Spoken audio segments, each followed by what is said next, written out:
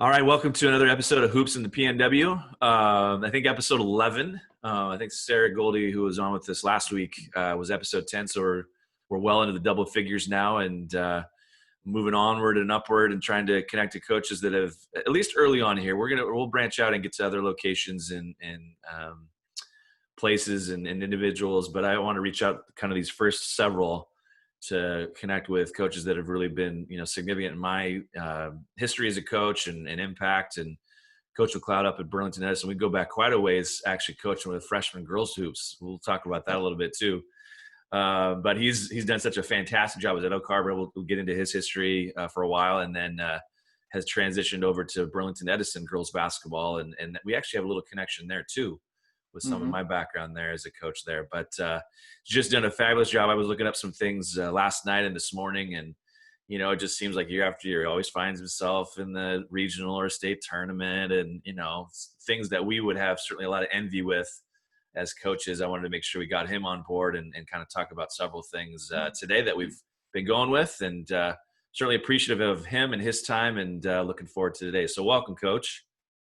Thanks, Randy. I really appreciate being here and looking forward to talking to you. Been listening to all these, watching them, and have really enjoyed them. So thanks for having me on. Be a good chat. Awesome. Looking forward to it. So let's get into some of that background. Now, we'll get into our coaching background certainly, but your interest in hoops. I mean, were you a player? Where did you come from? Where's your interest for the game come from? Maybe prior to coaching. Get into some of that background, if you will, to start with. An easy answer is no, not a player. Yes, that's me. I was a decent freshman basketball player. That was back in the junior high level, and had some awesome 8th grade, 9th grade coaches, which is kind of funny now. And actually didn't go out after that. I kind of look back on that, with regret to a certain extent. Just I didn't even really attempt it. Just saying, I didn't really have that drive, that inner desire to go for it, which I wish I would have. I think I always tell the girls I was kind of a nervous athlete. Sure. I was kind of always scared to be out there, even for whatever sport, just kind of like, I was scared to make a mistake. And I think that kind of drove my mentality to not even try out after 9th grade year. Didn't really have that nudge and push at home that, hey, it's okay if it, works out or doesn't work out, that I wish I would have had, and that I can, pass down to my own kids. But I kind of look at that going, I wish I would have had that. But I just, it gives me a chance to talk to the girls and just appreciate, like, wow, the courage that you guys have to go out there and play, and the courage you guys have to show up and to go for it. And just, I'm always kind of impressed by that. So I didn't have that. It's funny though, you talk about, the drive or the coaching. I'm not sure where that came from, except that I loved still playing basketball. It was just kind of, playing in the neighborhood, neighborhood park and playing with friends. And then me and a buddy, when we were seniors in high school, decided to coach a little league basketball team, a little elementary team. I grew up in Kent area, so Kent Ridge was loaded at the time too. 2 of those guys that were in that program ended up playing at UW. This is in the late 80s. Right. When I was in high school. But anyway, we went on and coached a little team and was kind of hooked. Nice. Just a coach from there. Had no idea that was something I was going to do down the line, or even go into education. But that's where it kind of started from there, and just kind of found myself coaching little teams here and there over the years, and then eventually, being a history teacher and then wanting to coach also. So got into a lot of different coaching, coached a little bit of football. I had forgotten about that freshman basketball that you had mentioned. I totally forgot about that. I can kind of actually picture that game. That was back in the old dome there in Oak Harbor, where the old Omni Dome, we like to call it all the time. Tartan floors. And I think our girl late in the game, if I remember, slid down the court about 12 feet or something. Oh, ouch. And there was no call. Yeah. So, so then, just went into teaching and ended up coaching at the freshman level, and actually did JV boys for a while in Yelm. That was my first job. Gotcha. And, we had great mascot, by the way. Yelm Tornadoes. Yeah, Tornadoes, yeah. Love it. Has there ever been a tornado in Yelm? Not that I know of, no. And we weren't much of a tornado either. I remember we always joked that a mentor of mine, Chris Carr, who's the AD at Auburn Mountain View now, he was the head coach at the time. And after we won 1 or 2 games at the varsity that year, we're like, man, coach, you could get hired anywhere, after looking at it. So Yeah, that was my first real experience coaching at the high school level and learning there. And then got married and moved up here to Oak Harbor and started doing some freshman basketball and did some other sports too. And, really just kind of loved it. I think there's a little bit of struggle there where, not being really the high school athlete, that I just need to sure. kind of, learn a lot about that, but it gives me a chance to talk to kids too and encourage them about, man, like I said, that ability just to show up and have the courage to go for it, and I have to watch myself too as a coach that I don't have that scared mentality, Sure. so there's a lot Yeah. that goes into that. No, I love that. So what a really cool, this isn't something necessarily we've talked about so far. So what great perspective. I was awful. I've mentioned this a few times on here. I didn't probably learn as fast as you did about how bad I was. I had to I went the hard route and got cut, my freshman and sophomore years. I made it as a 7th grader, got cut 8th and 9th grade. And then sophomore years is when I quote unquote made it, but that's probably because we had 4 teams instead of 3, Yeah. looking back on it and reflecting. And then got cut, my junior year, and realized that was probably the cue for me to be a distance runner. And I was going to be that anyways, but I love the game. Mm-hmm. But, you had talked about kind of that nervous, kind of the Mm-hmm. fear factor. I think with something that I tell our kids, our young ladies all the time, shoot, and you guys have been in enough playoff games and state tournament games that's something you really have to probably address on the regular. Like, hey, you think about what you guys are getting to do here, Yeah. the bravery and the courage that you guys have to step on this stage in this environment, and Yeah. to use it as a almost kind of like a galvanizing thing that, I always use it as a coach, like, man, I wish I could play, because that's where I feel like I can do something. You guys get to play, almost kind of flip it around as a positive. You guys get to have an Right. impact there. And what a And great, basketball, I think too, is one of the trickier ones. I mean, you're right there with the crowd on top of you, and yes, coaches right next to you on the yes, sideline, yelling out directions, and everybody probably in the gym thinks they know something because they put the ball in the basket in their yes, driveway, once in their life. So yep, everybody has an opinion. So to me, that's the hard one. But I try to, and I think what you said was true. I try to use that as like, wow, you guys go out there and you do it. That's yeah, incredible. I'm really impressed by that. And the girls I've had in Burlington play like that. They just play with a lot of courage, and I love yep, that yeah, about them. So it's easy for me to do that. I'm not making that up when I say sure. that. No, sure. No, I think it's fabulous. It's one of those things, one of the sports, probably more so. I mean, if you really think back, I mean, I guess football to some degree, but still football's still pretty spread out. I mean, Yeah. whereas in basketball, and I guess maybe volleyball to some, you're kind of like on a stage, a platform where Yeah. lights are on, and Yeah. if you're in a possession of a basketball and you make that mistake, man, that's kind of on you, more than Yeah. likely. And you don't get that scrutiny necessarily if you're running cross country, as we were kind of talking about off the air, or tennis, or just different things that don't have that kind of pressure and impact.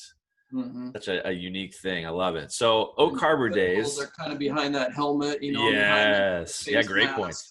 Yeah. Right. Right. Really removed. So yeah. Yeah. No, I love it.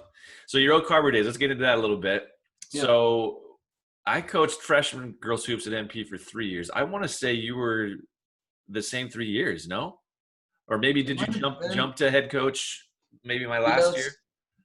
Yeah, maybe. I can't remember now. It was let's see, the 3 years I was there, freshman coach. Yeah, so it would have been like 99 to 2002 or so. I think Okay. maybe 2 years we coached against each other. Yeah, that sounds about Yeah. right. And then Well, from there became the head coach at Oak Harbor, which is kind of a funny story too, because I always joke with the former AD at the time. He told me later, well, you weren't our number 1 choice, oh, and he's a great jeez. guy. And I'm like, thanks, Jeff, because I know that you only interviewed 2 people. That was the funny thing. So there was a guy down here at Coopville, Greg Oldham, was the Coopville girls coach at the time, became a college Okay. coach later. He's Yeah. over in Yakima now, but he was interviewed for the job but couldn't get a teaching job. And he would Right. have been a great guy, you know, to end up getting the job. So it was kind of by default that I ended up going from the freshman job to the head coaching job. Sure. Sure, sure, sure. I love that, and even with those teams, as a head coach there, and when you made that transition, man, you had some talented young ladies. You put some things together. But one of the challenges coaching and teaching at Oak Harbor, but coaching, I would imagine, is you're dealing with a lot of kids that can be coming and going from year to year. You want to speak to that a little bit? Maybe talk about maybe some of those challenges living in a community that you have to be prepared for change annually, it seems like. Yeah. Yeah, military town. So, you know, the usual stay is 3 years.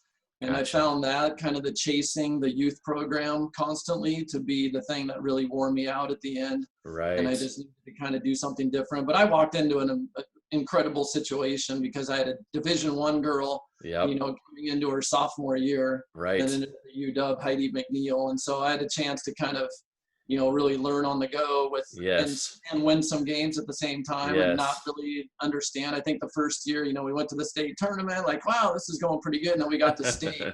And I'm just like, whoa, there's a Yeah. whole nother gamut to the game here at state that I'm Yes. learning, that I'm, you know, understanding that I didn't know. And so trying to put the pieces together after that. And then the second year we didn't do so well. There was kind of some division in the team that we had to deal with, and Right. you know, some infighting, that stuff that I didn't deal with the first year, just like, oh geez, I guess the honeymoon's over, you know, type Yep. stuff. And you know, and then her senior year we didn't have, I can't remember exactly what year you, Heidi wasn't around, I don't think, when No, you got there. year one Yeah, I remember well because she was, yeah, gosh, she was good, really yeah, skilled, and obviously Pac-10, Pac-12 player yeah. for And sure. then we had some surrounding pieces with her too, but we didn't Yep. have that really her senior year. And so then I started to really, you know, oh, I got to go back and look at some things and try to, you know, really look at what makes other teams successful. And then I started looking at a lot of film.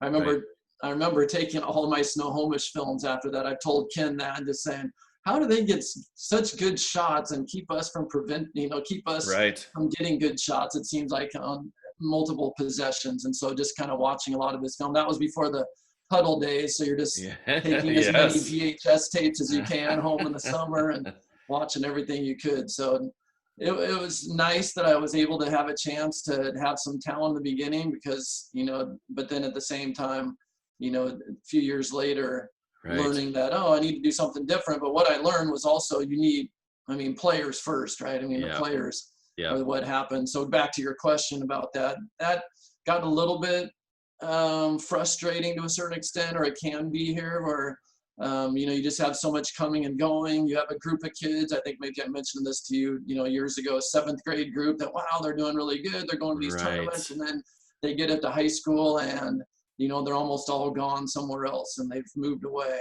And Yeah. so that was a frustration. I remember talking to Dave Dixon, if you know Dave, he's kind of a Yes. legend, you know, boys coach up there at Squalicum. He Squelchem. has, Yeah. yep, he's a legend here in Oak Harbor too. He's the last boys coach to take them to the state tournament. And he was in Oak Harbor for Oh, 4 years. That was in 1989. okay. And he said, he told me when we started to get to know each other a little bit, because we have mutual friends, he still told me that that was part of the frustration for him was, you know, having this middle school group that was so talented. And by the time they got to high school, they were all gone. Right. And so, yeah, so that is a tricky part to Oak Harbor. And I think after 8 years of, you know, kind of spinning my wheels on some of that about how to get the momentum going in the right direction, and my kids were growing up and getting older and wanting to be part of a youth team and that sort of things and wanting to be a Right. part of that more. That's what, you know, it was awesome. That was a great experience. Good 8 years Right. here at Oak Love Harbor. it. So good. So and I didn't know the Dave Dixon thing. Interesting. I knew of Squalico, of course. That's where he's made his Yeah. hay, but interesting with the Oak Harbor connection. I like it. Yeah. I like it. So with Burlington, so you took a couple years off Yeah. and then transitioned over to Burlington. How long at Burlington now? This will be my 5th year coming up. So I took 6 years, did 3 years. I did some assisting with the football program Right. Yep. for fun. And then I came back to basketball and did some JV boys for 3 years. And really, I was kind of like, I think I knew in the back of my mind I really wanted to be a head coach again. Sure. But I kind of wanted to take the chance to just kind of, look at what other coaches are doing, even the football Right. coaches, picking up some things about how they teach things and how they talk about things and how they communicate with players. And Oak Harbor had a really good, football program, has had for a Right. couple decades now, and just be able to do that. And then get back into basketball and be able to see the boys side of things and go to games as a JV coach where you go to the varsity game and that pressure is totally off. It's amazing, Yes. how the game slows down for you when you're sitting in that other chair, and how easy it is at that point where you're just kind of like, Yes. oh, you can watch things and see how other coaches respond to things and react to things. So that was a good time for me just to kind of really solidify, oh, this is what I like and this is what I would do again, or here's how I would do things. Here's how I would do things differently, that sort Right. of thing. No, It I was love good. that. I Yeah. think, and I've said this a couple of times, I kind of went I've only had one head job. It's been for good reasons. But when I think of, maybe that transition from MP and being an assistant to coaching boys up in Burlington as an assistant, but in a different clientele, different environment, different, community. For me, and you mentioned this with your experience with, coaching hoops and football, just to have just different perspective on how you coach kids, even if like you took some things from football, Mm-hmm. it was just making me think of, my connection with cross country in the fall. One of the big reasons why I love cross country in the fall is you can't really lie with times. The stopwatch is going to kind of take care of itself. Yeah. There's nothing really subjective on my end. Yeah. It speaks for itself. And Yeah. how maybe I interact with kids, here you have, and I guess most sports have this, that you're going to have some that aren't maybe self-motivated, but shoot, cross country kids, you're really there because you want to be there. You're not going to say, hey, I think I might give this a shot. And Right. so there's not necessarily that you have to deal with. Whereas in basketball, basketball's so long, 17 weeks, I think, from November to March, if you go that far. Yeah. Shoot, those dog days in January can catch up, and you got to find different ways to motivate. And interesting. Yeah. I like to kind of think and think about those challenges where maybe some of those other sports provide that perspective and opportunity. Okay, how can I approach kids in a little bit different fashion, or teach them something a little bit different than maybe I was in one particular arena, and so on and so forth. Yeah. Love that. Really, really good. So your experience in Burlington, now you're still off campus. You teach at Oak, Teaching Oak Harbor. Yep. And then but drive to coaching in Burlington. Burlington. Okay, so this is Yeah. good. So I wanted this too, because I did that for a couple of years. My first couple of years at Lake Stevens was teaching at MP and That's kind of right. doing the drive. Mm-hmm. What are can you speak to maybe some advantages of, teaching at a different spot and then coaching, maybe some Mm-hmm. disadvantages? I Mm-hmm. want to talk about that a little bit, because I know, Yeah. not everything is tied to a teaching job like we would like. And then there are some that just don't want it attached to a teaching job, and you kind of want to keep that separated. So I guess maybe if Right. you want to speak to that too, this would Yeah. provide some great perspective as well. So go ahead. Yeah. I didn't really think about it when I got it. When I got back into it, I was just excited to have a chance to be a head coach again. And Right. I'd known a little bit about Burlington. I really hadn't followed it. I'd been doing football and boys basketball, so I really didn't know a whole lot. I just remembered that, Buck Holtz used to be the coach of the girls, Yep. and, did a great job there in Burlington in the first, 10 years of I think about the same time I was in Oak Harbor, he was Right. there in Burlington. Yeah. And the only thing I really knew about Burlington going into it was, and really that appealed to me, so I had no idea how they had done in the last few years or what they had even, but I remember that every time I went to some sort of youth tournament or something to support our Oak Harbor girls, Burlington always had multiple teams, Yes. at these tournaments. Like, it seemed like they had multiple teams at different grade levels. I could barely get one team, at any Right. grade level. And they Right. always seemed to have kids playing basketball. And that was the thing that I think it kind of goes back to what I was talking about, a frustration here, Sure. just to know that it was a community, that there was a lot of kids that wanted to play. So that was really the only thing I knew. Some people were saying, are you sure you want to do the drive? And for whatever reason, that at the time, it just wasn't dissuading me, and it wasn't something that I was really worried about. Right. Got permission basically from my administration in Oak Harbor, because you have to kind of think about, okay, I'm going to leave right after school and get to practice. Right. And Burlington's kind of interesting that the boys and the girls varsity, it's just kind of been this way for years, always go right after school. So we always Oh. have early practice. Hmm. And the thing that I figured out was usually their C team coaches or community people that really can't get off work till later. Got it. So it's always, one of us is in the field house and one of it's in the main gym, at varsity boys and varsity girls, always at the same time. So, that part I had to navigate a little bit, but I hadn't really thought about it too much. So advantages and disadvantages, again, without really thinking about them beforehand, what I've noticed is I kind of like that time to process on the way home, Yes. from practice and from games. Sure. But I think, when I was in Oak Harbor and a few minutes away, I'd get home and now I'm processing during dinner. And Yep. there's a pause in the conversation at the dinner table and I realize I've been asked a question. And so Yeah, sure. having that process time, and a really neat thing for me has been that I've had a person that I've coached with, two different guys now that are in my high school at Oak Harbor, that have both been willing to coach with me. So Nice. to have somebody to do the drive with has been really awesome. And, so that's been neat. And we just get a chance to process on the way home, 35, 40 minutes to process practice, to kind of just flush it out.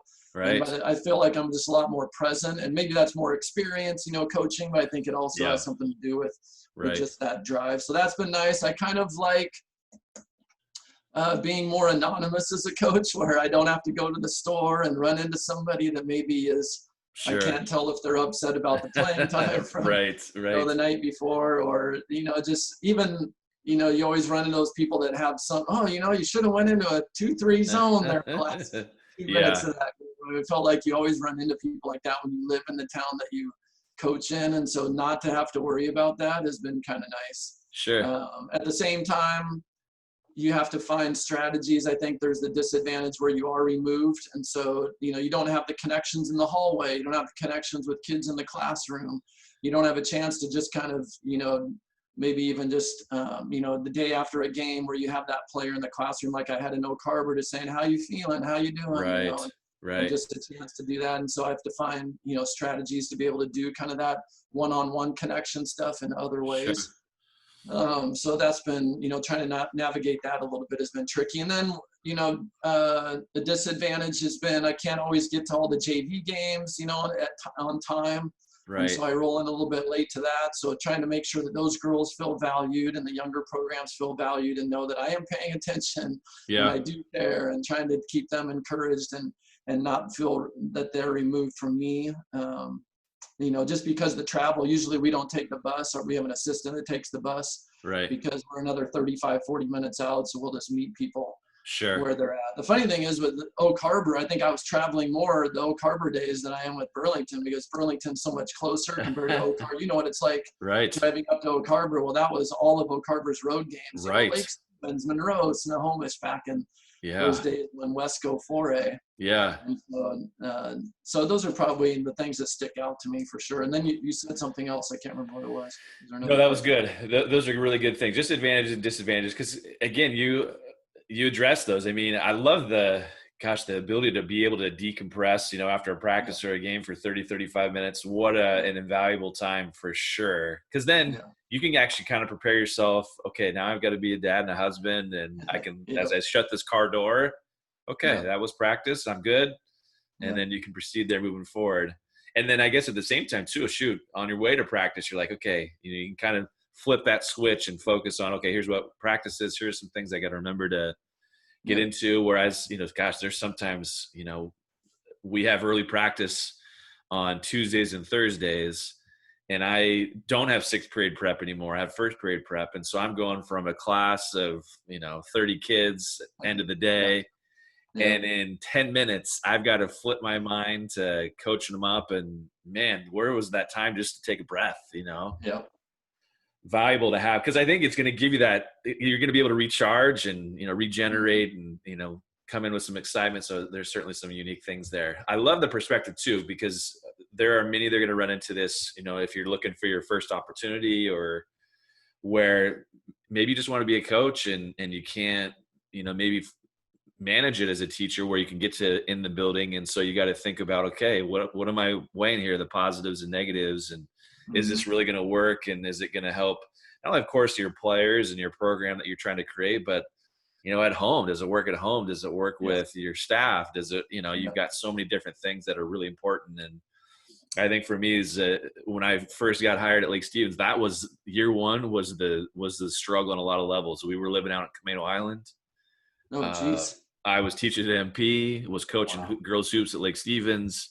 Yeah. And there were some nights, after games, okay, it's 35 minutes back to the center of Camino Island. I don't know how I got home. I was doing the whole head bob thing, trying to stay awake. And that was a cue. It was like, okay, we've got to move. If I'm going to continue to do this, we've got to move, or I've got to find something else to do. But those are all things that you got to really consider as much. And I'm guilty of this too, especially early on trying to get my first head job. Like I was almost willing to do anything just to be head coach. I really didn't think about those other pieces that you need to think about. If you're going to really want to put some tenure and have some success, you got to really put those elements together. And so it's really good to hear that. When you helped with the Burlington boys, was it that way? I'm just curious. Were you always early? Well, yes. I mean, I think so. We had some late practices, but maybe we did. I mean,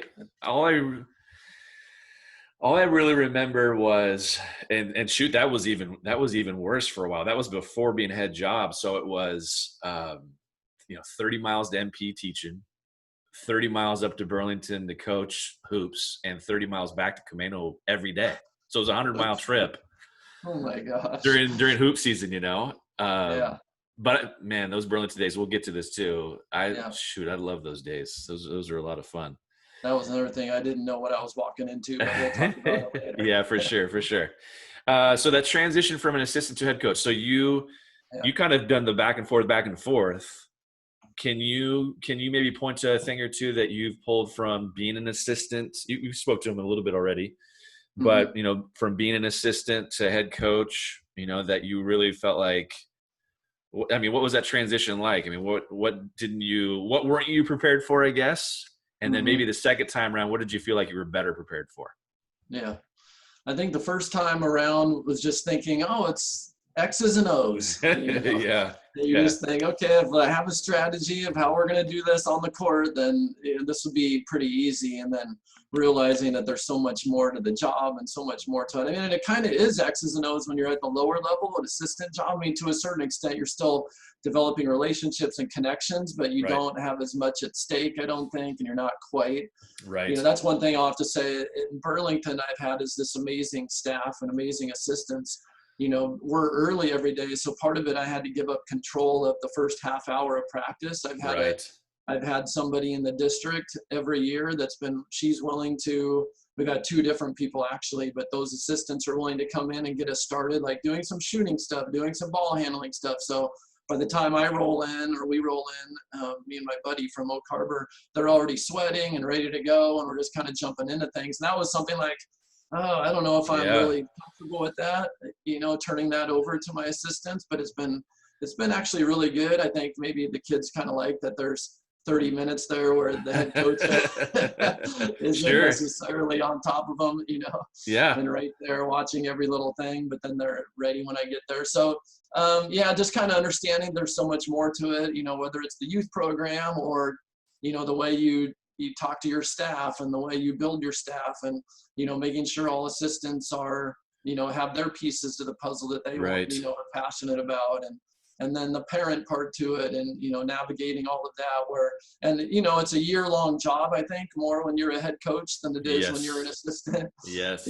Assistant. I was kind of more inclined to, okay, I'm done when the season's over and then I'll do some summer ball, but I'll work around my vacations a little bit and right.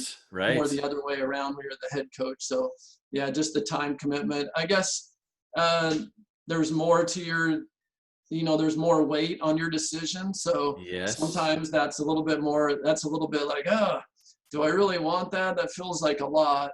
So I have to kind of fight that against the other side that, but I get to make the decisions that I think are the best instead of somebody maybe watching somebody as an assistant that you're going to support, but you're kind of like, I think I would do that differently. Right. Sure. So there's kind of both sides to that. So that was probably the big thing for me. And I go back and forth sometimes. I'm like, remember those great days when I was an assistant? I didn't have all the pressure to make the decisions, but ultimately I really like, making the decisions, being able to kind of set the program up the way that I want to see it run.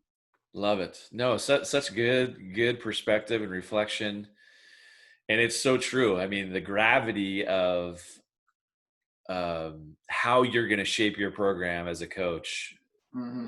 is something that I don't think any of us, once you really get started and get a chance to kind of create your own identity and culture, there are so many components to it. Whereas an assistant, you're a part of that.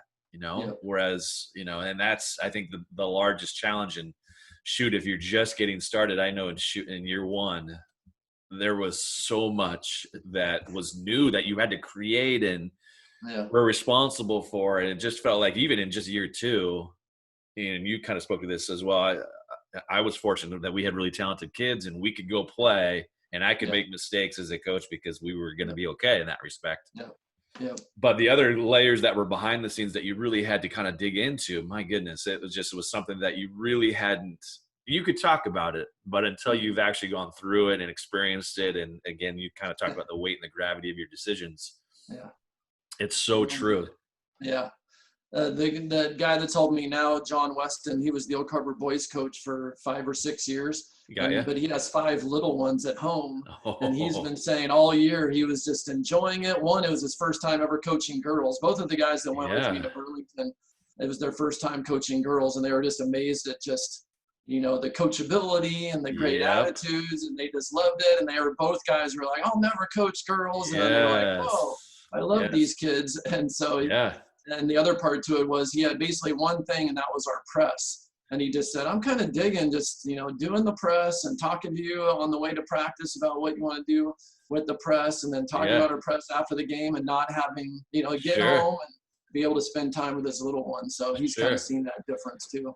No, I love it. So you have an assistant that is in the district. She gets your young ladies started for that first 30 minutes, which I love. That's and I was going to get to this later on, but we can talk about it now. But the value of your staff. So you've given your staff, your components of your staff, ownership of different things in your program, which I think is massive. We've talked about this quite a bit in terms of these episodes and how critical that is. As head coaches early on, you want so much control over everything.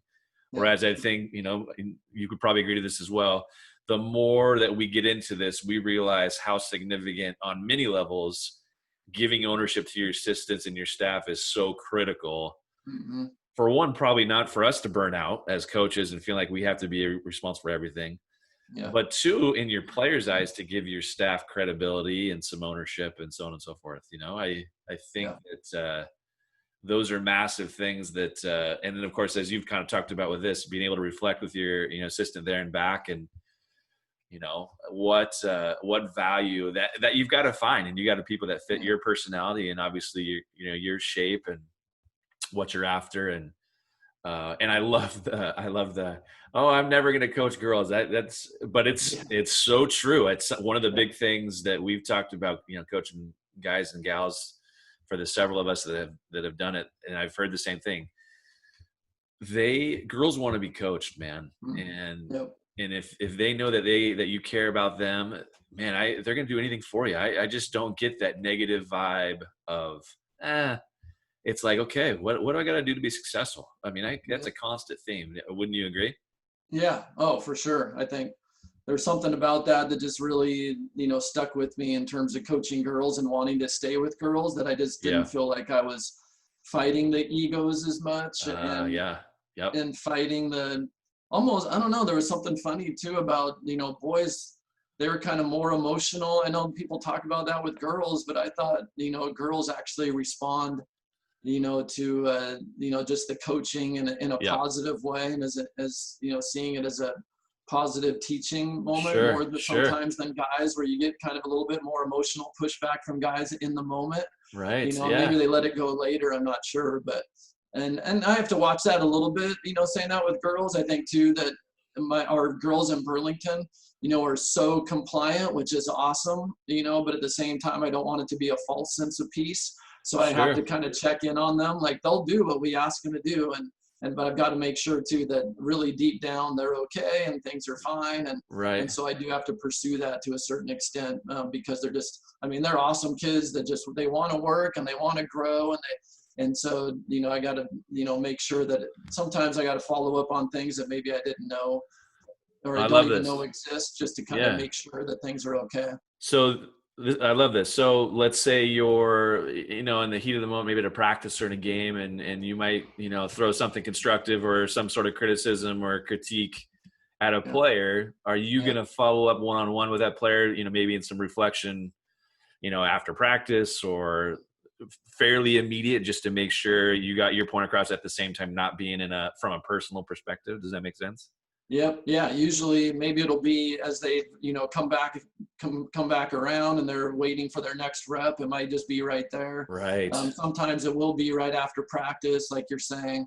Sure. Sometimes it might be even me, like I don't even think about it. And then I'm thinking, oh, maybe I need to go back and kind of make Yeah. sure that she understood why I said that. And Yeah. so it'll be the next day at practice. Before practice, I'll just kind of check in, and Love it. just little check-ins here and there. I think that's really big.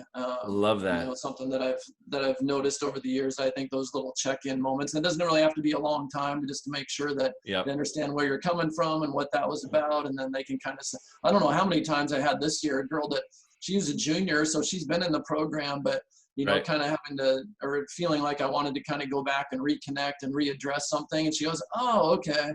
And she would never come out and say she was upset, but I could tell kind of like there Sure. was something there that maybe wasn't, or why are you telling me that? Or why is that going on? And then she would kind of constantly say, oh yeah, now I get it. And Sure. now I see what you're saying. So those Yeah. little moments of reconnecting, I think, are really important. And I like doing that as a coach. I feel like I'm kind of better in that one-on-one Right. anyway. Right.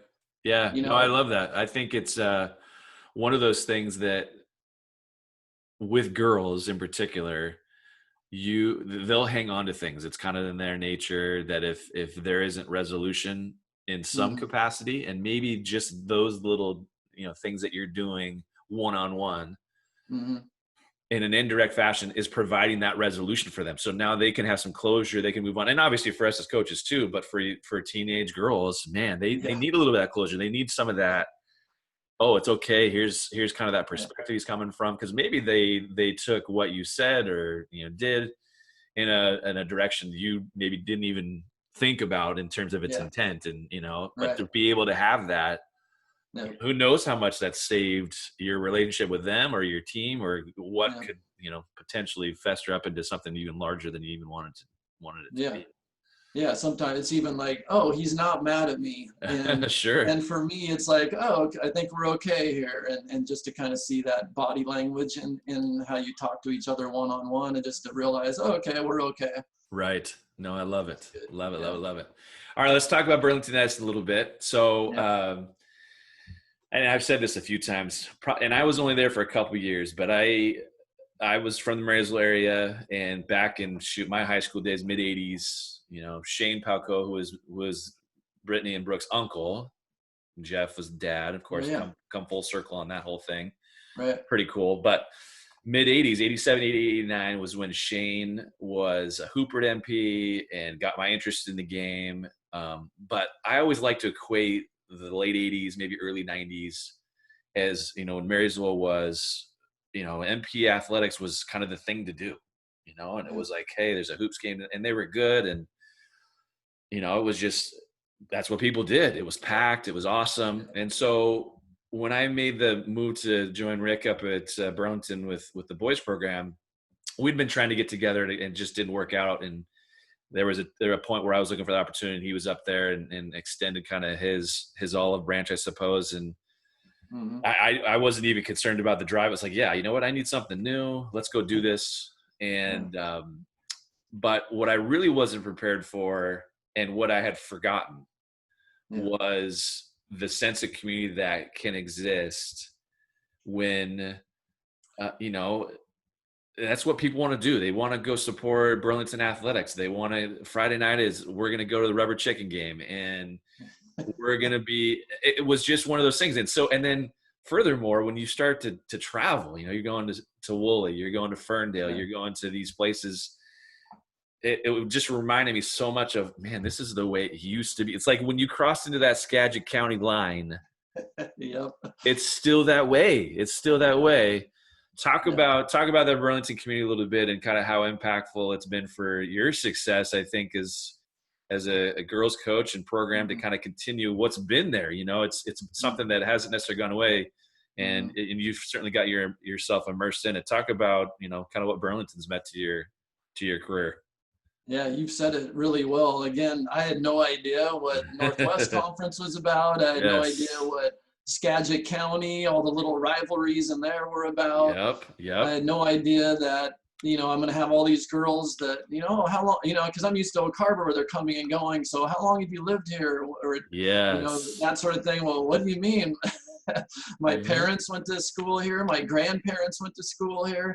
You know, there's just that sense of community there that was just refreshing for me and really exciting. Right. You know, you have a school, you have an administration, you have AD, you have the community of parents, alumni around that. You know, we have people that, you know, my girls would tell me, oh, they'll go to breakfast, you know, before a game on a Saturday, let's say, and someone just randomly will come up and buy them breakfast, you know, just because they're supporting the team, you know, and it's important to them and they're rooting for them. And you know, and then you get those big games that, again, I had no idea. Oak Harbor, which is kind of weird because you go through all those towns, you know, to get to the towns, to get to the places Oak Harbor had to play against in Wesco, which is a whole different game now because Oak Harbor's going to Northwest Conference. Yep. So that's a little bit tricky for me just because you know, I teach in Oak Harbor and then my son plays for Oak Harbor High School, and here I am coaching at a school within the conference, so that's going to be weird in the league. But yeah, all those rivalry games, I had no idea. It took me 2 years to, you know, learn the names of each of the games. The Tiger Hawk, you know, was a big one with Anacortes. I couldn't believe that when I first went there, and you know, by the time the girls' game is you know, at halftime at least, you have a packed gym where you can't get more people in there anymore. Right. You know, girl-boy doubleheader. And then same with Cedar Woolley, like you said, the chicken fest game or rubber chicken game. And then you had Battle of the Bridge with Mount Vernon, and all these gyms are packed and people are talking about it and excited about it. And then you go up to Whatcom County and you play teams up there. You know, you go up to Linden and that's a whole, you know, another set of just full gyms. And so all of that has been really fun for me just to see a place like that where it's still, like you said, it's still relevant, you know, it's still exciting. It's still something that people go and do. Yeah. So that's been really fun. It's something that, you know, if there was a moment that I decided to move on, you know, Lake Stevens wise, I genuinely think I would look up north first and foremost, just to kind of get to that. You know, I've said this story a couple of times, but I think it was year 2 with Rick, and we'd had a decent year, made it through district playoffs, and it's when Bellingham High School had just gotten remodeled. The district championship was up there, and it was going to be against Cedar Woolley. And I'd been exposed to Cedro and kind of what that whole environment's about and so on and so forth, you know, both places, Burlington and Cedro, and, you know, they're packed, just packed facilities. Well, we ended up meeting for a, you know, district title, and of course the gym there, or the locker room, is separated quite a bit from the gym. And again, I'm just an assistant, and we talked about this before as coaches and as players, that courage, if you will. Yeah. And you know, we do our pregame thing, and you know, coaches are going to go out, the players are doing whatever they're doing pregame wise before they run on the floor to warm up. And we walk through those gym doors, and the wave of like heat, it's like 85, because the gym is just packed. I mean, there's not even a room, and my heart went right up to my throat, and I'm not even playing. I'm just coaching, and it was just like holy cow, this is what it's supposed to be. This is fun. This is gets the heart pumping, and well, and I think that's the biggest selling point to kids too, and maybe to some degree, is what motivates kids to want to play. You know, gosh, I want to be out there with this kind of environment. Maybe that's what helps those numbers and kids to want to maybe do the multi-sports, you know, where that's kind of been a thing that's going away. Go ahead. That's another thing that's been really big just in Burlington. It's the multi-sport athlete is still alive and well. I mean, when I hear, it's just amazing. Like that first year we had, you know, a really nice team. We had a girl, you know, 3 seniors that year. and I know two of them went on. One went on to play college at Eastern Oregon, play basketball, and then another Nice. girl was a Division I soccer player, went to Boise State. Nice. But they were both 3-sport athletes. Love They it. weren't just focused on the one sport to Love it. that, oh, this is a sport I'm going to play in college, so I'm just going to do this. They were 3-sport, and so that's what we get in Burlington too. That's been a nice surprise. I mean, when you look at just the success they've had across the board in a lot of different sports, Yep. and the kids that are playing multiple sports, that's been really fun. You mentioned Cedro Woolley. That was an eye opener the first time we played Cedro, just that crowd, like you said. And then I didn't realize we had a really good team that year, and Cedro kind of struggled that year. Well, I didn't realize that you could tell Cedro, if they wanted one game, it was to beat Burlington, to win that Chicken Fest game. So, we're in a battle. I'm just like, what is going on? Like you said, the gym is hot. I'm sweating like crazy, trying to, keep it together. We ended up winning, but I texted Buckholtz after that going, geez, is Cedro really like this? And he said, every year.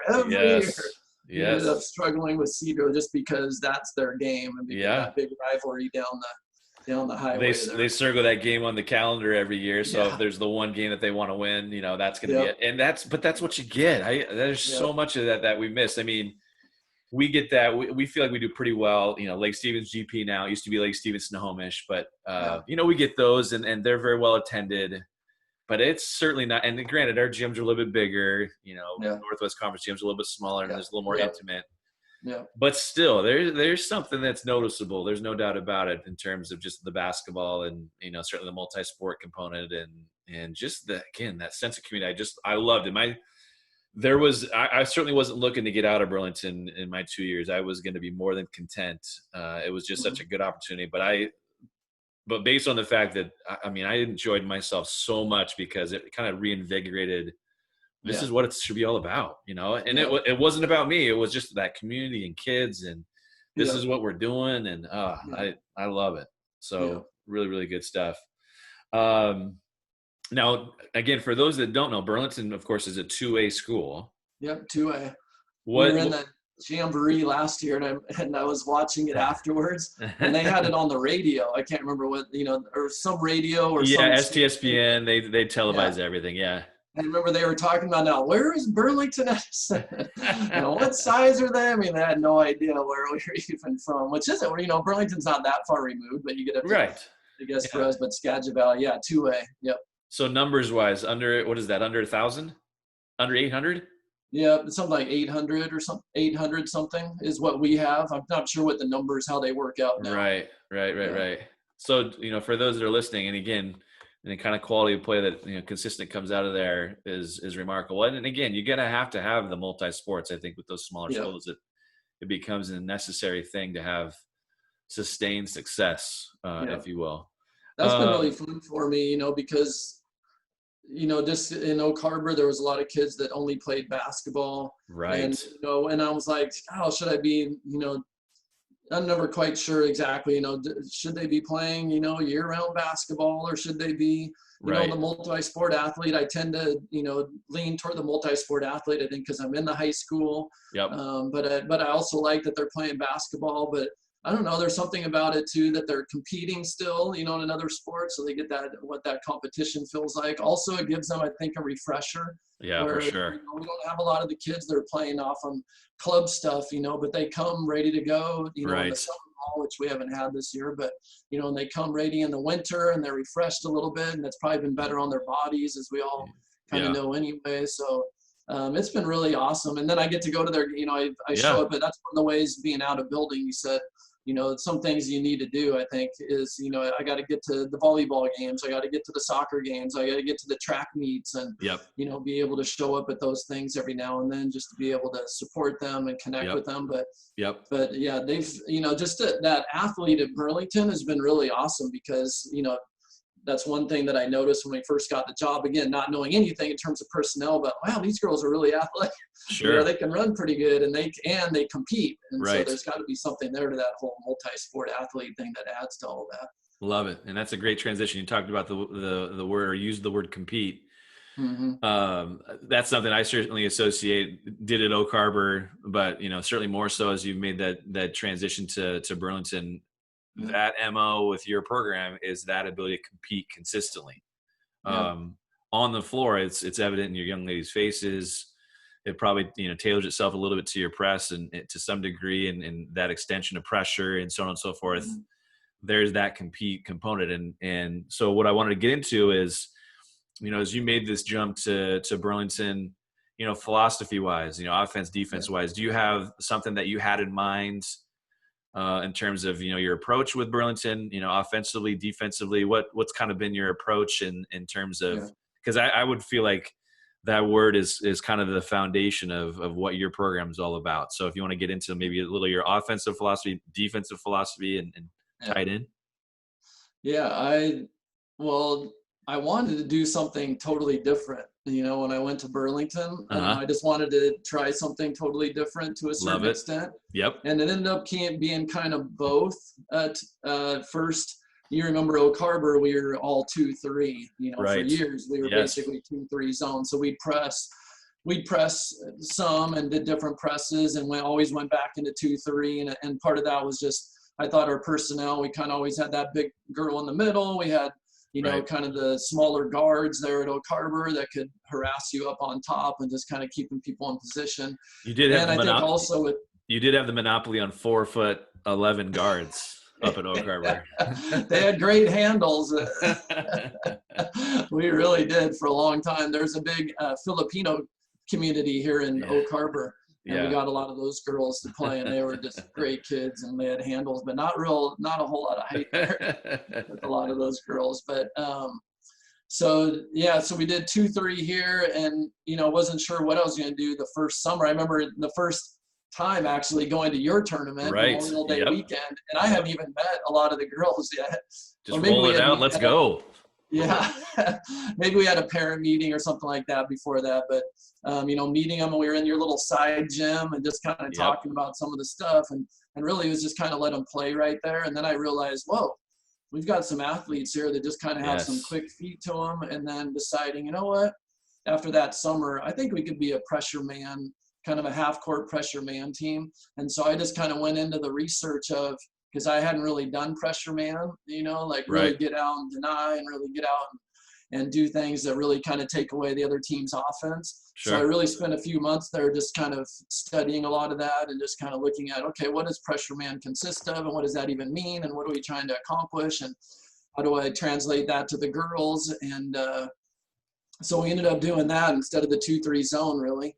And then Right. on offense, I wasn't quite sure what to do. The big flex guy there at Oak Yes. Harbor for years and years. And one of the boys coach at the time, or he had been in Oak Harbor, Mike Washington, who ended up down at South Whidbey for a while, he gave me some advice and just said, that first year especially, I think I would just go in and do what you know. Because I was looking at all sorts of different offenses and wanted Right. to try some different things. And I thought, you know what, pressure man might be enough for me just in Yes. terms of, something new. And so offensively, I think we'll just keep it the same. And so, and it was flex, there was some modifications to our flex and some different, things that we call and read off of it, but that's ended up what we ended up doing. And then having that, kind of taking that into, what do we really want to do with our pressure man? That was kind of the next year where we started to do a lot more dribble drive and Right. kind of end up combining the two to Sure. a certain extent, I guess. I don't know. I think, with the flex, we're not quite as good now that it's our secondary offense. So that has me thinking about maybe doing something different. Sure. I like the dribble drive mentality on offense just because it fits into our pressure man, Very much. Yep. mentality, and kind of trying to have them married to a certain extent. Sure. But I also like, as a coach, that flex part where you can just kind of say, when things feel a little bit out of control, let's go back to these set spots. Right. And that continuity offense has always appealed to me. And the problem is the appeal of why it's good for you as a coach is also the reason why late in the season it's, Yes. something that can bog down on you when you're seeing teams twice or a second time or a third time, or teams have you scouted out. The things that make it predictable, which you like as a coach, also make it predictable for the opponent, which is the problem. And dribble drive being a little bit more loose and player oriented based on, kind of their personnel and background and love. Now, really quickly, the flex stuff, do you have a push call? Push, yep. That little nugget right there got us multiple times. For whatever reason, we really struggled with just that dynamic. But And different ways to get in you've there. always said you like the bump Oh, the bump. Maybe that's what I'm call. thinking of. Maybe that's what Yeah. I'm thinking of. Is that from the We could, top? that's just where, you pass across, but instead of setting that down screen, you Yes. fake it and you just slip. Got And it. and then the player that usually comes off the flex screen pops to the top. So and it's a call. For a while I thought maybe we could read it, but it gets a little bit tricky to read that because usually the flex cutter goes first. Right. So we ended up And they're calling that. So committed. Yeah. and we probably did that more than I remember you saying. I really like that, like bump, more than I like your flex in the summer. I was like, oh, I think that was last summer. And I Yeah. was like, oh, that's a good point. I think we ended up running that more than, because teams are ready for flex, Right. and all of a sudden you slip that screen and you come to the top and, instead of You almost wonder if you run bump initially, to start with, right, and then come back right, to. It just gave us such fits and issues. But no, I love that. And I've heard a lot more of the kind of that you had mentioned, kind of that marrying that concept of your defense to your offense, where it's kind of mm-hmm, pressure related and opportunities. mm-hmm. You Dribble, guys, go yeah. ahead. This dribble drive, the tricky parts, I've had to fight that. I think maybe Joe talked about that. And, one of the times, like, there is no perfect offense, and I'm kind of that guy that's always looking for that perfect formula that has to be out there to make it work. And it's really not, obviously you find out that that's so many different teams. You go to the state tournament and everybody's running something different and has a little bit of different, flavor to what they do. I watched a lot of Jeff's team, actually, Lake Washington this summer. I just happened to put some of their films and just watching the way they execute stuff, and totally different stuff than what we really do, but they do it really well. And, so anyway, where was I going with that? I had something that I was going to say. Oh, dribble drive.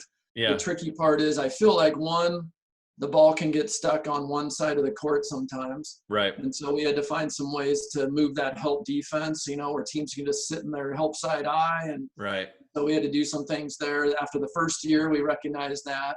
And then after the second year, the other part is it's hard to practice. I feel like the places you're going to get shots in your dribble drive, whereas flex, we can do, a lot of our drills that fit perfectly into shooting drills, because this is pretty much exactly where you can get your shots. Sure. And so not having that as much in dribble drive kind of is a little bit, again, something that I don't like about it, or something not that I don't like it, just struggle with it or try to figure out. So I'm trying to find that combination there. Well, and I think Joe had mentioned we had talked a little bit about dribble drive with him in terms of the types of shots that they get. Yeah. He might be somebody you reach out to in terms of drill things, because he felt like I felt like when I asked him like what a typical practice for his program was, they shoot it so much, and it was all, I shouldn't say all, a good chunk of it was based out of shots they would get out of dribble drive. I mean, I felt like he had like he made it sound like a library of different things that they do for that. And and he had mentioned on our episode, he'd shot like against us this year like 43 threes or something like against us, and we weren't manning him. We zoned them because we couldn't stay in front of him. And I always like playing them early because they're not shooting it as well early on in the year, so we'll try to see if we can keep that consistent. That was one thing when we went to dribble drive. I committed and told my staff, and even the press that we started running last year, I think you do it for, this is just me, I don't know if there's any hard fast rule to it. Sure. But we're committed to 3 years of doing this. And I feel like my reasoning is that it takes that amount of time for us as coaches even to kind of realize the reads you get and, the counters to what you're doing. I just, I think it's hard if you're switching offenses all the time. Not that you can't have something that may be based on personnel that you have mixed in with what you're doing. But I felt like at least 3 years for us to kind of understand as coaches, like this is the best way to drill it. This is the best way to get a lot of the stuff that we're going to get. I don't know. That's what it takes for me. I'm kind of a slow learner that way. No, but I think that's good though, because it allows, I love that. So we're, like you said, we're always looking to find that perfect thing. Hey, this is the ticket, this is the golden ticket, and it's going to take us to where we want to go. And I think when we had decided to go to the kind of the European ball screen stuff, back with the Palcoa girls, everything for us was so guard driven at the time. I felt like, man, how can we get our post players touches and opportunities? I felt like we were kind of leaving them out, and whereas we just needed to keep them engaged somehow, something that would help keep them engaged. And not that we couldn't go back to our guards that, were really good and so on and so forth. But the problem was leading up to that, I kept kind of hopping around with like different things I kind of liked, didn't like, and I didn't commit to it for, a consistent period of time. And so I know the old guys, the Godfathers, I like to call them, they just said, hey, whatever you choose, let's commit to it. Let's dig in. And I love the 3-year idea, because that's what I feel like if I was to reflect with Euro for us, legitimately probably took us a good 2-3 years before all of us, staff included, felt like, okay, hey, we've got some counters to this thing, different ways to get into it. Our kids finally feel comfortable. And at the same time, you're going to get your younger kids that have gone through it now that are comfortable with it. Mm-hmm. And so if you choose to, continue with it, you've got some momentum. And then if you choose to scrap it, you've at least given it enough time to pan itself out. No, I like that. I like that a lot. That's very fair. You became you became so good. I became a resource for Lyndon. Dang it. Yeah, Rob reached out. What's been funny though is when we decided to pick that up, I felt like it was like had some momentum. It was gaining some popularity, and I'd actually reached out to Zach Ward at Stanwood. They had been doing it for a year or two. And gosh, they just seem to keep consistently getting shots, really good shots out of it. But what I really didn't realize with it is, and should have, because we've coached boys, but boys are going to tend to go more play out of it, and that's kind of, they were getting those kind of shots that we envy and are looking for, whereas girls want a little bit of structure and want to stay true to the rules, and and I guess maybe to some degree with dribble drive, you have to get out of that too. You've got here's the template, but you also still need to play out of this too. Where's that that balance? I think that's been good and refreshing for dribble drive too, to just get the mentality. Joe and I have had those discussions. We played them a couple of years, but just how it helps them with the mentality of playing downhill and playing attack mode, and not getting in that rote routine of, I want to do the right thing, so I'm going to make this pass, and if it's not wide open, I'll make this pass, instead of, with dribble drive. I do like that mentality that it instills in kids, or in our girls, to just kind of be in attack mode. Right. Yeah, no, Rob's interest was, I think we were at Gonzaga together. Yeah, shoot, I remember that, 4 or 5 years ago, 3 or 4 years ago. And he said, hey, I'm going to take you out for a beer, and you're going to tell me everything about Euro, and we're going to go through it with you and my staff. And I said, okay. So we met at Jack and Dan's there in Spokane. And you didn't check with me on this one. Sorry, I should have let you know. I should have given you a heads up. But yeah, he kept peeking in, and he loved it for his kids. And and same kind of reason though, like he struggled with his post players. He felt like they were fairly skilled, but he also kind of felt like leading up to that, they were a little left out, they were doing a lot of dribble drive before that, and did it really well too. Right. Yeah. No kidding. Yeah. What, speaking of dribble drive, since we're on it, is there a target number that you have? I mean, out of dribble drive, are you looking for a certain number of 3-point shots out of that, or no? We don't talk a specific number. We do talk about, like, we want to attack the rack. That's number one priority, is we want to get the ball, to the rack in terms of driving and trying to score, and then get to the free throw line off of that too. And then our second best option would be get the three. We want to get that. We definitely talk about those being the prime shots. Jeff had me thinking a little bit more, after he was talking about, taking that dribble, pull up jumper, and like, man, we've talked a lot about not doing it. So it just kind of hearing him like, oh, we got to process that a little bit more, and got to think about that mid-range game, where I think there probably is a place for that. We just don't talk about it and practice it much. I mean, it's all pretty much attack the rack or kick out threes type stuff that we're practicing. That's really what we're doing. I heard something the year before that I really liked in terms of, I think it's hard, at least for me, to find like set numbers, in a high school game. This is what the number of offensive rebounds you should get, or this is the number of turnovers you should force. I don't know. It's been really hard for me to come up with numbers like that, just because who you're playing can dictate that, and, your strategy in the game. And so I heard it, I kind of liked it, said about margins. So like if you think about effective field goal percentage, or take the 4 factors, like effective field goal percentage, offensive rebounding percentage, turnover percentage, I think would be number 2, and offensive rebounding percentage, and then free throw factor. And don't think of it as like, here's the number we have to get, but think of it as as a margin. Like, we want a better effective field goal percentage, and we want them higher than our opponent.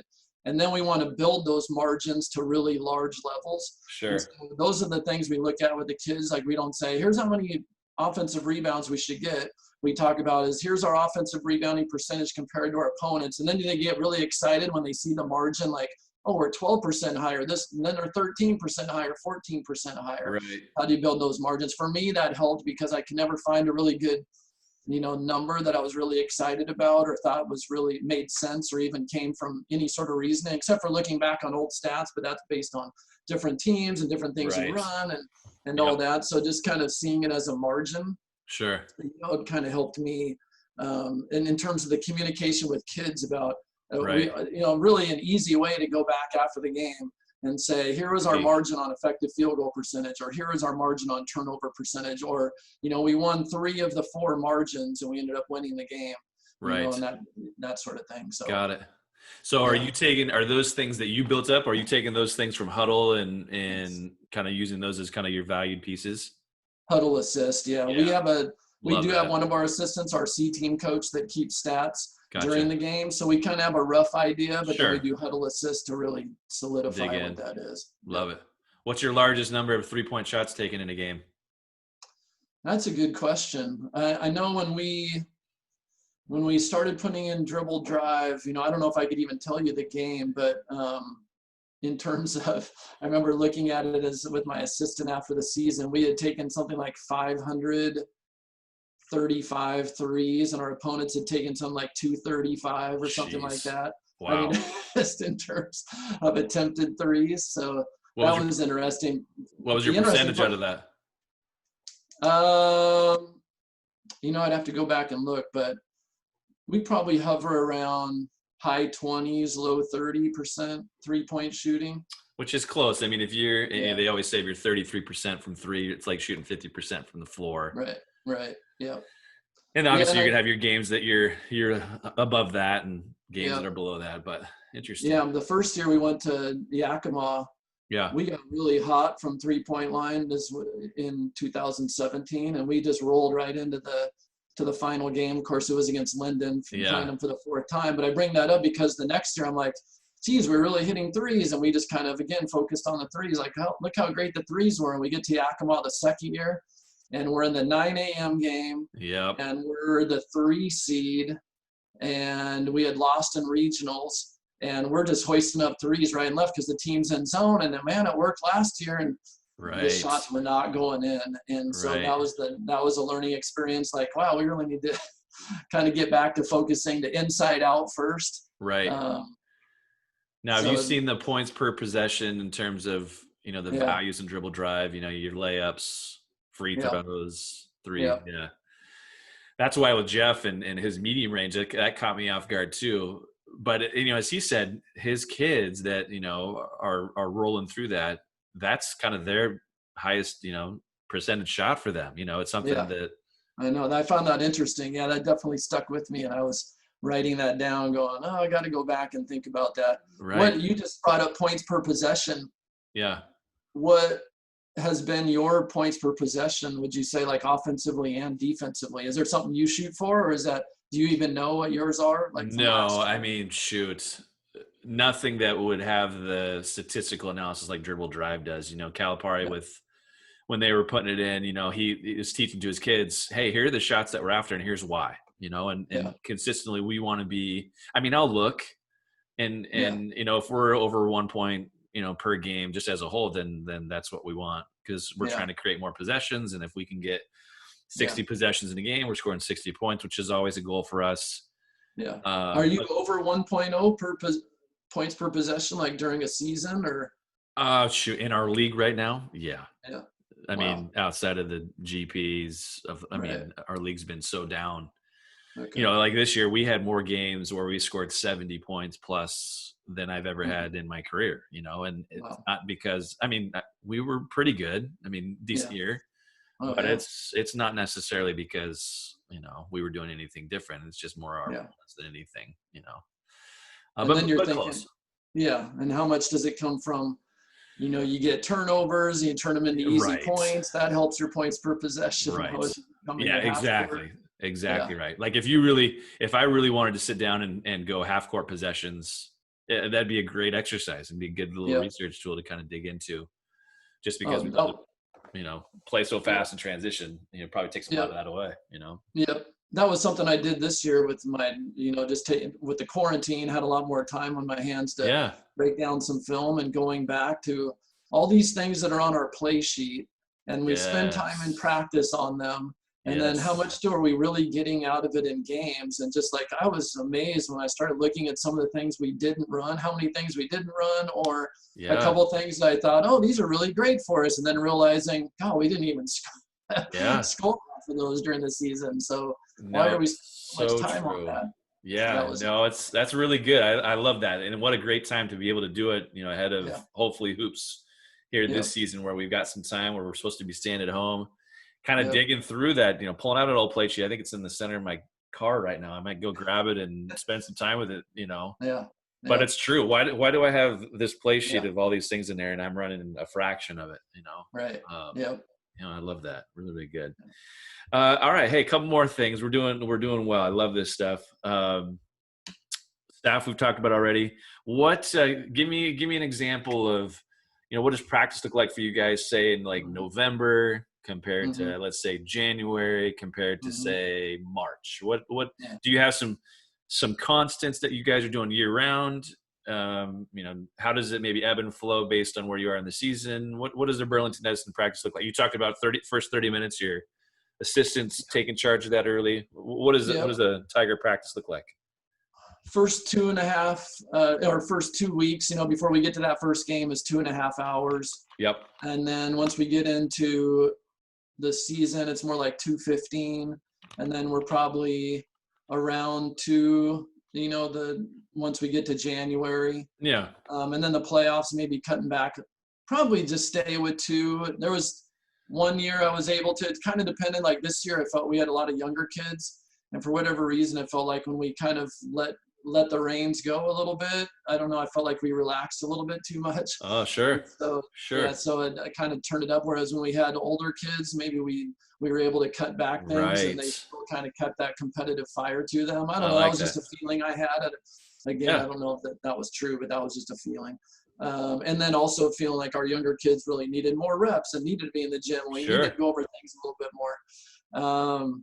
And so, very competitive, a lot of small-sided games, but doing that within, like 3-on-3 continuous drills, doing that within the blood drills. It's not just like, 3-on-3 over here at a hoop or 2-on-2 over here at a hoop.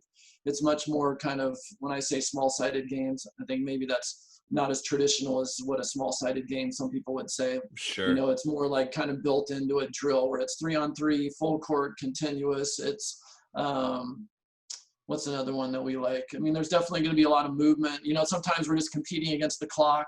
We're competing against a score that we want to get. A lot of transition stuff, we don't really go against the defense. It's just getting in the habit of how we Sure. want to play, and then and then having other groups ready to jump in.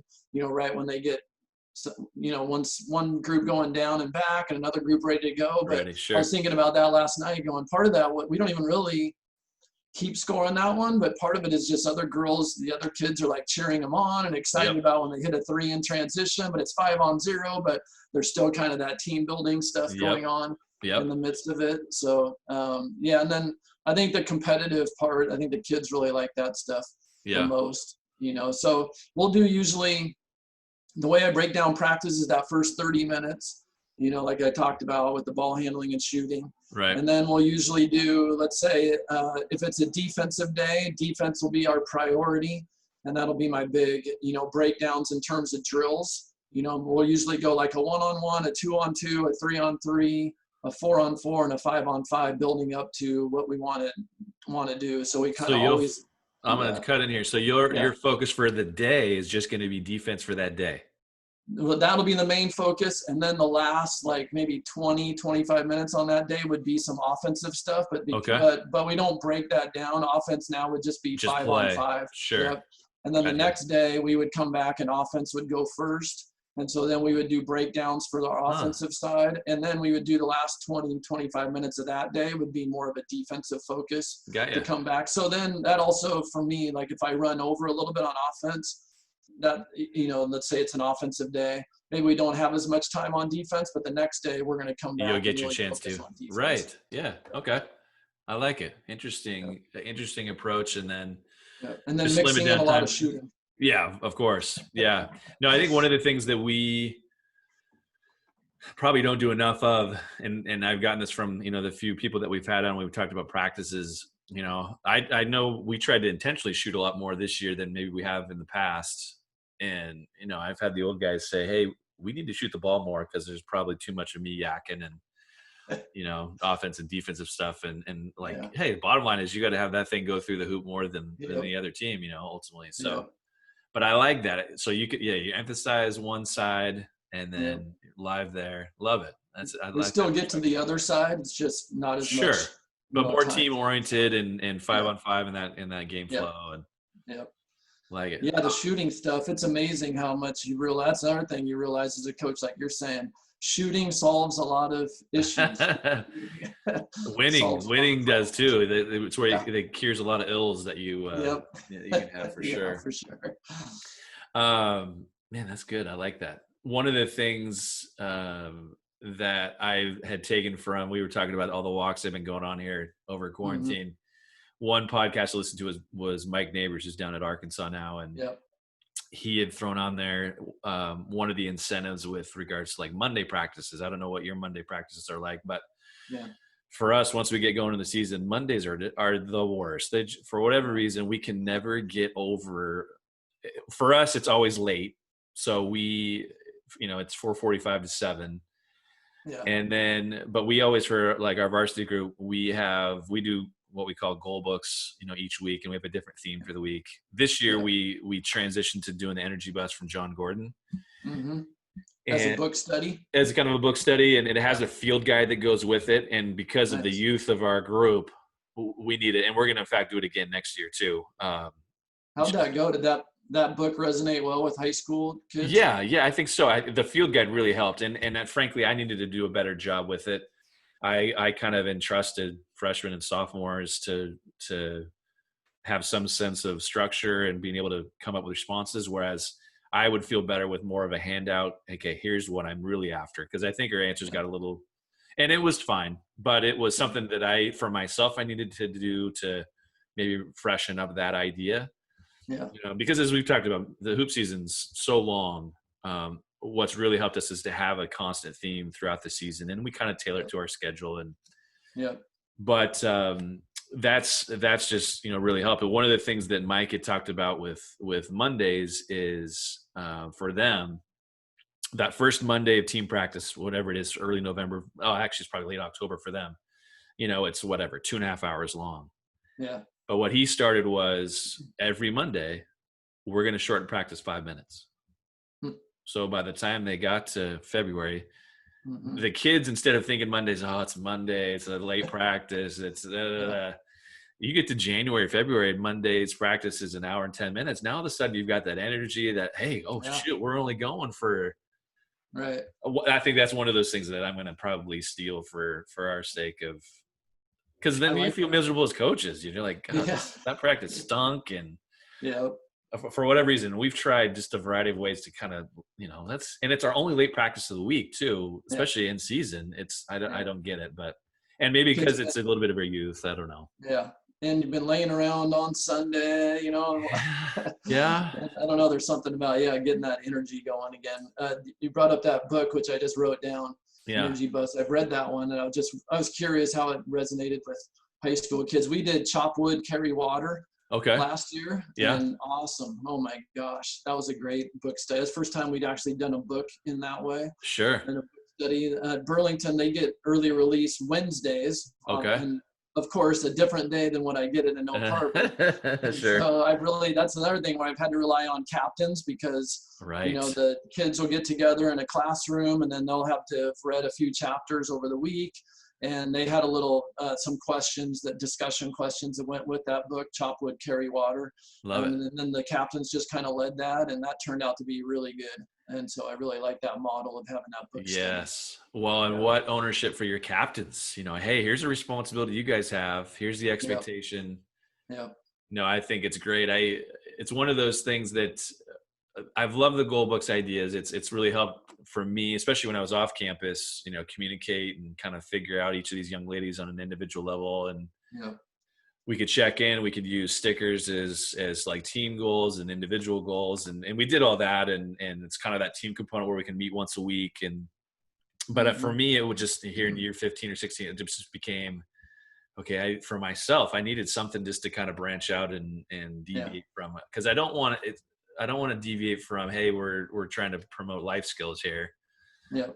But it became a little dry, and I could sense that with a little of our kids, and even our young ones. It was like, okay, this is an opportunity to do something different. Let's try this. And I really liked it. And we actually, as a team, that was with our varsity group, kind of the theme of the week. And but this year, actually, for the first time, we used the hard hat from John Gordon as a program. So we practiced together with varsity and JVs, and that for us, they're really short stories, and there's a moral to it at the end.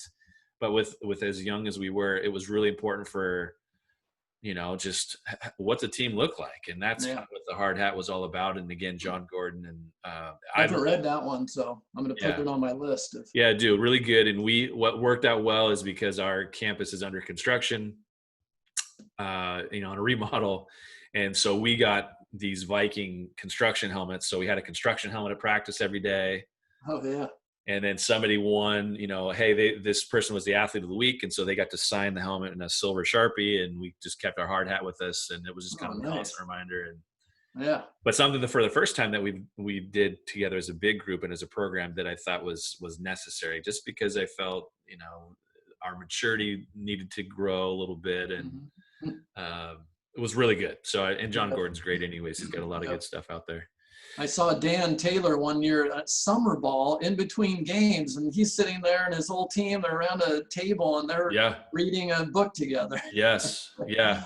Now, Dan, impressed by that. Dan gave me one, What's Really Important, from Brett Ledbetter. And he owes me another one. I answered a question. It was like a contest, and I answered this question quickly. He owes me another Brett Ledbetter. Sure. But What's Really Important looks really good. I got to get into that. Oh, good. I'm going to take a look at that too. Really good stuff. So awesome. Hey, I got one more, and we've kind of gotten into it a little bit, I guess, already, but here we are kind of in this quarantine, COVID garbage. Yeah. What do you do in the off season to kind of extend your learning, as a coach or what have you? Do you have any go-tos that you like to share? Yeah. For a long time, I was just kind of piecemealing it all together and going to all sorts. And there's so many resources out there. And it was really kind of when I wasn't head coaching that I started to, I was looking at this, and then started to feel, once I went back to head coaching, feeling really flooded by so much information. Yes. And feeling overwhelmed by it. And then I kind of narrowed it down to one, which my favorite one is Radius Athletics. Okay. And he does a really great good job. Randy Sherman. He sometimes you might have seen some of his stuff on Fast Draw. He'll break things down on Fast Draw quite a bit when they send things out. But he does some one-on-one mentoring. If you want to do that, he'll do webcasts kind of like this with coaches across the nation. There was something that it wasn't too overwhelming. Like I feel like he's got a nice kind of balance between not too much stuff, but also, enough that kind of keeps you thinking and rethinking what you're doing, why you're doing it. So that's kind of my go-to. And then of course, clinics and stuff like this. I was watching a lot of those clinics that came out, when the quarantine first hit. And I was getting so excited. I was watching one after another. And then again, I got a little bit flooded, a little bit overwhelmed. And I've actually enjoyed these podcasts, and I think it's just because hearing from high school coaches, or I know the guy at PLU used to be at Kent Lake, former high school coach, and just that's probably my biggest go-to over the years has been talking to people like you. Just in between summer games we've talked, and Ed Roberts, whose name comes up a lot on these, yes, he does. At Red Robin, we've talked basketball. Dave Dixon, like I mentioned. Just having other high school coaches. When I go to clinics too, I really like the high school coaches. I know, there's a lot of valuable stuff. And I like what you guys have said about listening to the college coaches and the way they're so smart about how they communicate things. Right. At the same time, I like the high school coaches because I know that I don't have that maybe 6 weeks of preseason, that the college coach Right. has. And True. the high school coach knows that where we're coming from and what we're going through. So listening to those high school coaches at clinics and then getting together, I think probably more than anything, one-on-one with coaches over the years, Yeah. the conversations that I've had with people and just picking their brains on things have probably been the most valuable thing that I've done. Yeah, no, I love it. I totally agree. I think that's maybe one of the big reasons why we miss summer hoops right now as coaches. Yeah. Hey, we all want to play. We want our kids to play. There's no doubt about it. But just getting a chance to kind of catch up, talk about last season a little bit and what you're doing this year. What's this season look like coming up? And, granted, it's only 3.5 weeks and it's a blur, but how much value do we get out of that as coaches? I know. There's so much of it. It's incredible. I totally agree. I love that. Well, that summer ball connection between coaches and the connection with your players, I'm really missing out, missing all that.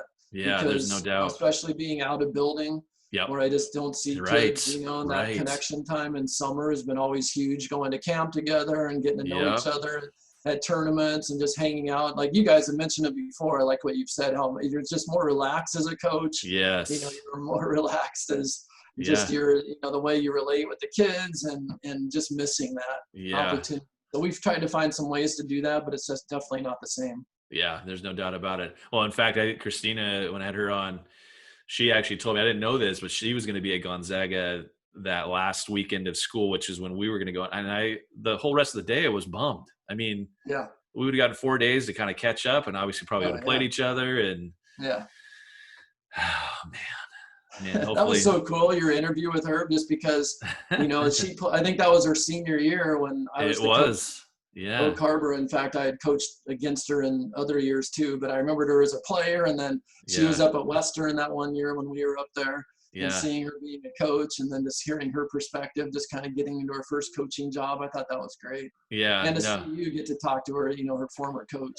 It really special. And I was dogging her. I was trying to get her on super early and she's like, I just don't think I'm appropriate. I've only been doing this. I'm like, this is who we need on here. We need to, if we're trying to keep young coaches engaged and especially young female coaches, this is why, you need to be on. But and there's no question. I mean, if she doesn't take that leap of faith for me being off campus, that first year, especially, we went through our own issues as a team, in terms of just the kind of the infighting and maybe a little jealousy and envy with her relationship with me and maybe some of the girls didn't feel like, for whatever reason, there wasn't as big a connection. It was so rooted just in their dynamic, but she was going to go above and beyond to say, and she told me from day one when I got hired, I want to make a state tournament. I don't care what it's going to take to make a state tournament. I want to make a state tournament. And she took on so much of that ownership and team and what, we needed to do. And again, helped me get this thing off the ground. There's no doubt. So it's come full circle and I'm certainly proud of her and she's done a great job. Not that it's a surprise, but it's been a lot of that's fun. neat. You just kind of got that feeling. And I think those years that can really stick out. And the reason it really works is when when coaches trust players and the players trust the coaches, there's a feeling there, when that happens, that you just feel like unstoppable. You feel like the momentum can get going. And when it feels like that, it's just an awesome feeling when you kind of trust it's going both ways. You were mentioning the other thing might kind of go to, as I mentioned it earlier, one thing I like to do is just kind of like sit down and pick a team, pick a school, especially maybe one or two, and just watch their film, a lot in the summertime and just kind of see other things. And some things you're like, that doesn't really fit with what we're doing. But other things you're like, whoa, that's a good idea. Or I kind of like the way they, run their transition and they're seamless in terms of how they go into this offense or whatever. So I try to pick at least one high school, maybe two, during this year that I just kind of watch a lot of their film, depending on, at the end of the year with Huddle, you have so many, films that you've gotten through a lot of different ways and teams that maybe you never even played against, but that you have film on them just because, they've been up on, other ways that you've ended up, with those films. So I kind of like doing that deep work, I guess you could say, with just sitting down with film and watching a school and what they do and try to watch as many of their games as possible. Yeah, no, I love that. And you'd actually mentioned that about Ken and Snohomish, early Yeah. on here in the episode. Yeah. What do I need to do to, emulate what they've Yeah. got cooking, or what's making them Yeah. successful? No, I love that. That's a really good idea, especially Yeah. with all the, we get towards the playoff times, we're all hoarding film from all these different programs. Yeah. What the Oh, chance you end up with, yeah. I can't even find my own films by the time. It's so true. No, I love Yeah. that. Such a great idea. In fact, I'm Yeah. going to write that one down myself. I'm gonna do a little bit of that. Well, hey, I appreciate your time today. This has been fabulous. Not that I expected anything less, but some great perspective, some different perspective too.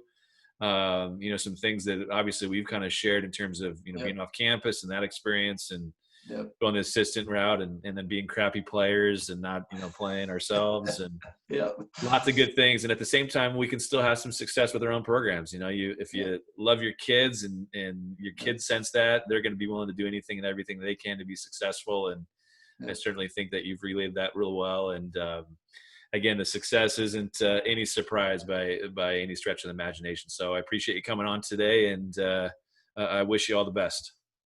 Thanks, Randy. This has been great, and I'm impressed with just all the energy you put in and time you put into these. And then I know you've done the coaching clinics in the past, and Yeah. all the other things that you do, cross country and the big meet. So I'm amazed at all the energy you're able to put into it and do those things, that you do them really well, including coaching your team, like you're saying, and just really have appreciated our relationship and friendship and chance to talk to each other and then compete against each other in Indeed. summer ball games with controversial no three. It was a 3, by the way.